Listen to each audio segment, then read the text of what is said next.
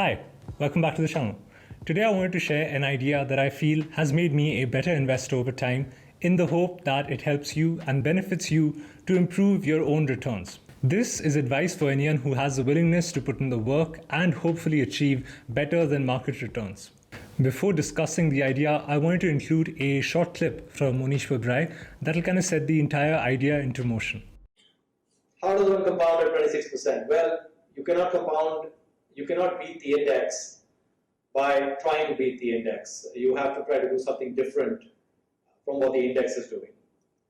And basically, you make very few bets, you make very big bets, and you make infrequent bets.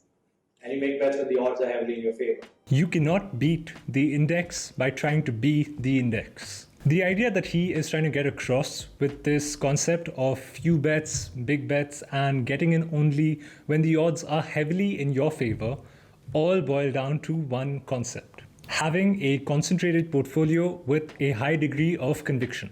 This advice is completely the opposite of what the index and many mutual fund salespeople will try to pitch to you, that diversification is important. I completely disagree with that notion because, for a second, forget about all these large investors like Monish Babrai and Warren Buffett and so on. Look around to the people who you think have achieved a high level of monetary success in your own immediate circle. This person could be an aunt, it could be an uncle, your parents, your friends, family, whoever. It is very likely that they have built a large portion of their wealth by starting and growing a business over the last 10, 15, 20 years maybe. And a majority of that person's wealth is tied to the success of that business. When you are buying stocks, what you are buying is partial ownership of a business. Having that mindset means that you need to do more than just building an Excel spreadsheet and running a discounted cash flow model to tell you if the business is fairly valued or not. What it involves is deeply understanding the business model, looking at the track record of the entrepreneur or founder, and if they are still involved with the company. It is also important to understand the prospects of the business, which will in turn give you an insight into the predictability and the sustainability of the business itself. It is not impossible to understand, say, 30, 40, 50 businesses at one time and do well from a portfolio perspective. But it is not an endeavor that most people will succeed at. It is very likely that over the long run, that investor who is invested in, say, 50 plus companies would achieve no better than the market returns. But since we want to achieve higher than market returns, it makes a lot more sense to be invested in just 3 to 5 companies that you understand really, really well, and just include those in your portfolio.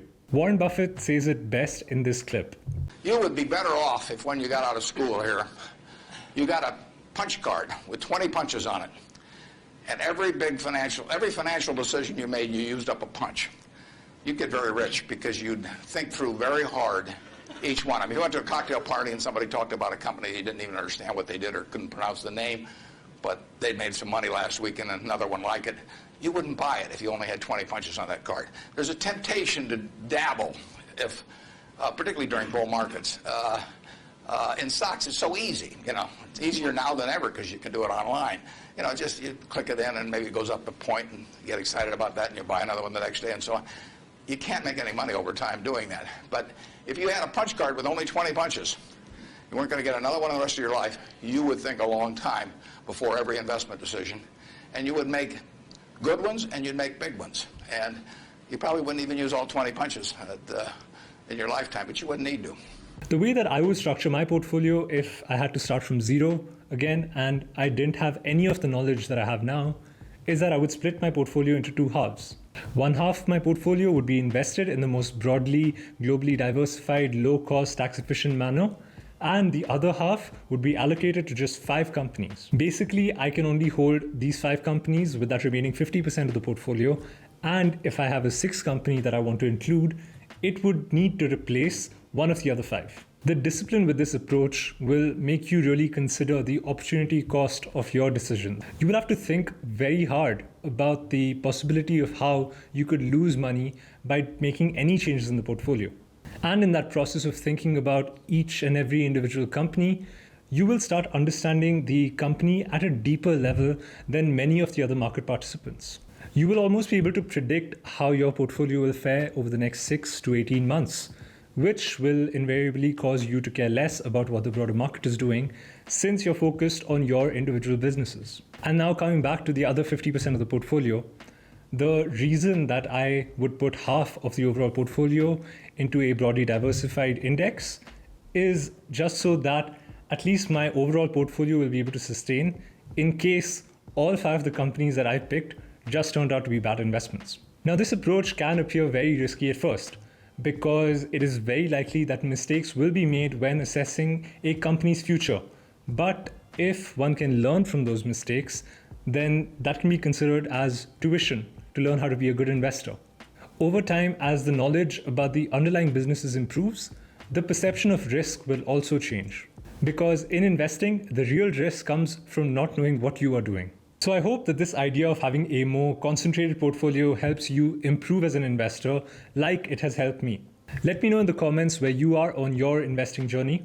If you want to take a look at my portfolio or just connect with me on Instagram or Twitter, then do check the links in the description below with the information about that. Thanks for watching the video and have a great day.